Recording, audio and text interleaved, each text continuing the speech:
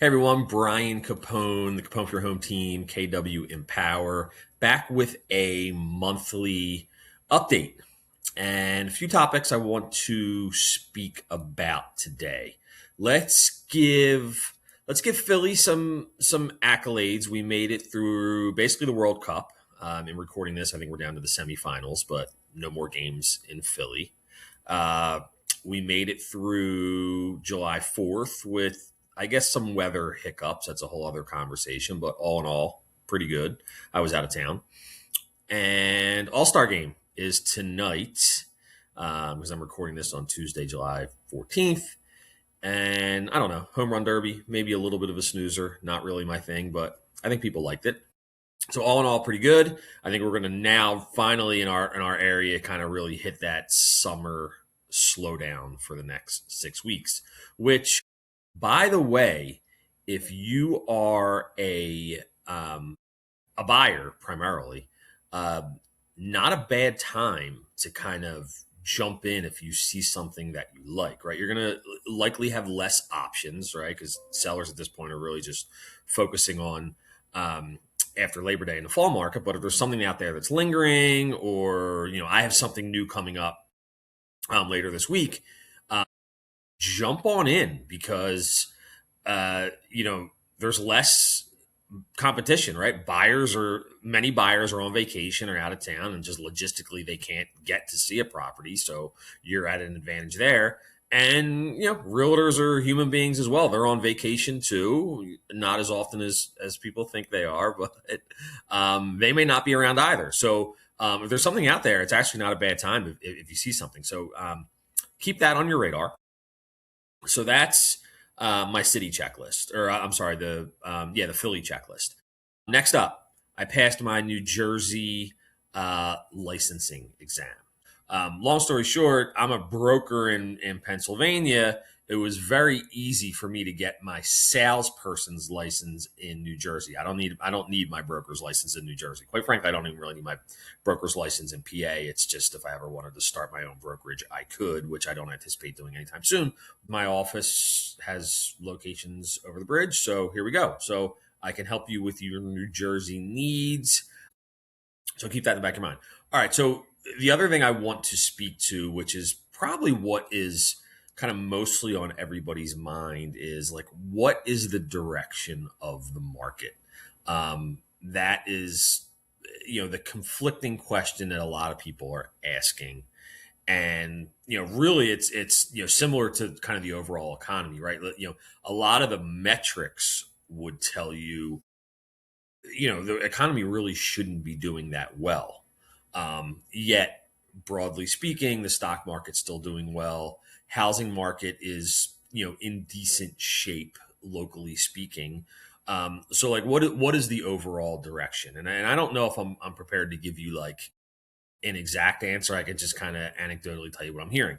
So I can tell you, consumer confidence in general is down, right? Which is a pretty good gauge, right? I think even people who are in the upper tier of incomes and wealth will tell you, yeah, their stock market's great, but they know that overall prices are up, inflation's up, geopolitical instability, consumer confidence is down, and that's a fact. I don't know if anybody would totally argue that point.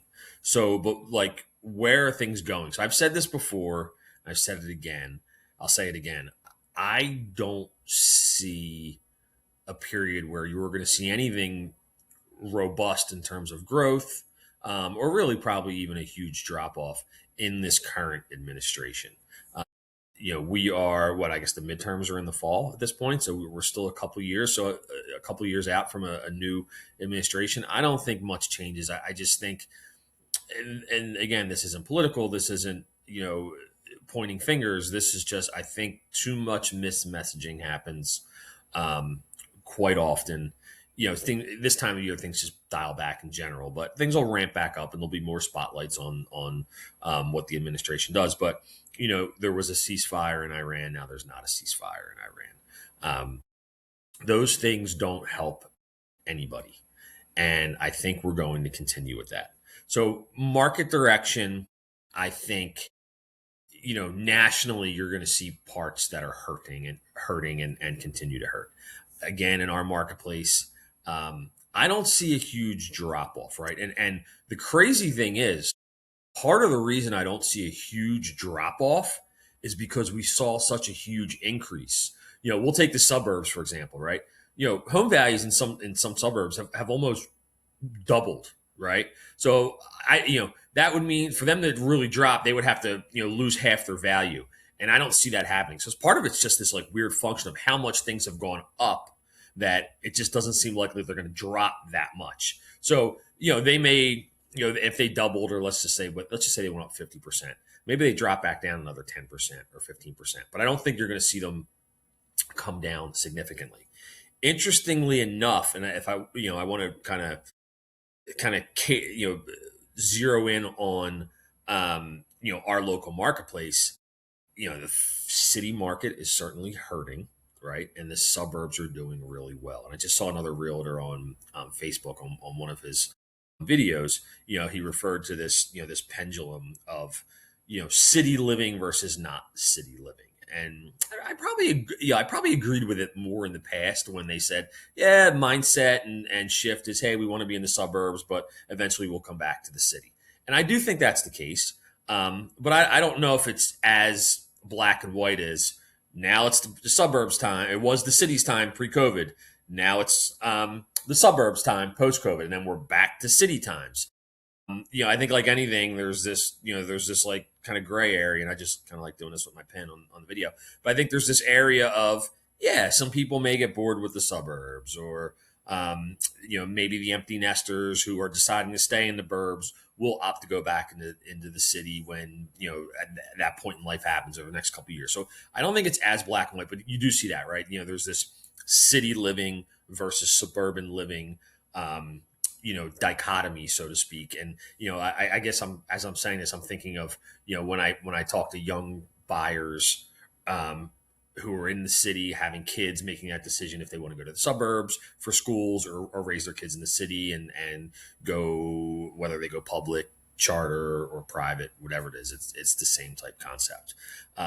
So we will see how that plays out, but I think the overall direction of the market is it's confusing, right? And I think the best advice for you is to take it on an individual basis. Why are you buying? Why are you selling? Are you investing? Do you still believe in investing in real estate as a wealth mechanism, whatever it might be?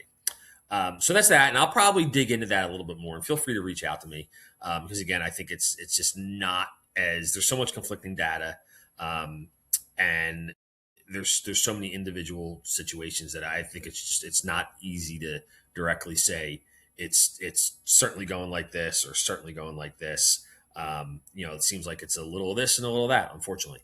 Last thing I want to touch on is I just read an article in the Wall Street Journal about how difficult it is to be a home buyer and a home seller right now, primarily because of some of these private listings and exclusive listings and all these things. And maybe this is another video, but I just kind of want to broadly comment on a little bit of that. I think the real estate industry at times gets picked on for quality of agent, fees, stuff like that. Rightfully so at times, but I probably don't always agree with that. I think we're a hardworking group of people and we do a good job, and I'll stand by that. But I think it's doing a really poor job in this case right now. I'm a believer in seller choice, right? So if a seller doesn't want to put their property in the multiple listing service, they should have that right. What I won't get behind is saying that's the best idea for them. In very few instances do I think privately listing a property to a smaller pool of people, smaller pool of consumers, is better for you as, let's just say, a seller. Privacy concerns, certain high end stuff.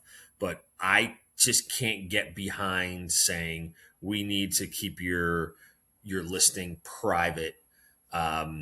Because we're still doing repairs, so we're only going to throw a few pictures up until it's ready to go, or we're going to keep it private because we're going to test the waters on pricing to see if that makes sense. No, that's our job. Our job is to get it right the first time, right? We don't always do that, but accumulating days on market, as avoiding accumulation of days on market, it's overblown, and I'll get behind seller choice.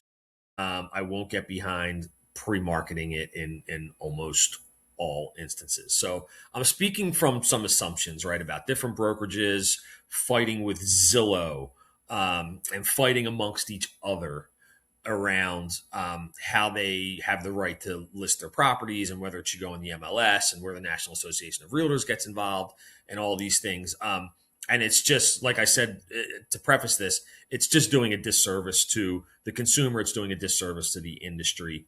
I will stand behind the fact that get as many people eyes on your property.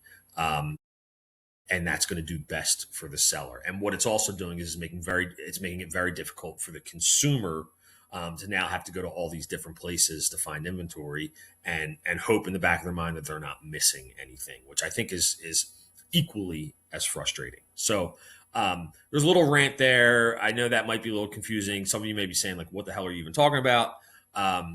Other people know exactly what I'm talking about. And I'll tell you, like, I'm listing something later this week, and I had this discussion with the sellers, and they were like, no, we're not doing any of that. We're not doing any of the coming soon. We're not doing any of that. We're going to prep the property for sale, which is what we're doing. The contractor came in, did what they needed to do. We're going to stage it. We're going to get ready to go, and it's going to be active when it's active. And I think if you look at, like, some of my old school peers, old school in a good way, meaning very experienced, not old school as in stuck in old ways that aren't working, currently. That's how they do it. They'll occasionally put like a coming soon up just to let people know it's coming out there, and they'll go live. But there's no like magical hidden book of listings that only a select few know about. That's just not a good business practice, in my opinion. So this went on a lot longer than anticipated. I'm Brian Capone. I'm with KW Empower. I'm with the Capone for Your Home team, and I hope you are enjoying some of this weather. I hope you didn't get any water in your basement. I've heard a few unfortunate stories about that with some of the weather. But you'll hear from me in mid-August, and then we'll start thinking about the fall. Reach out if you have any questions. Thank you.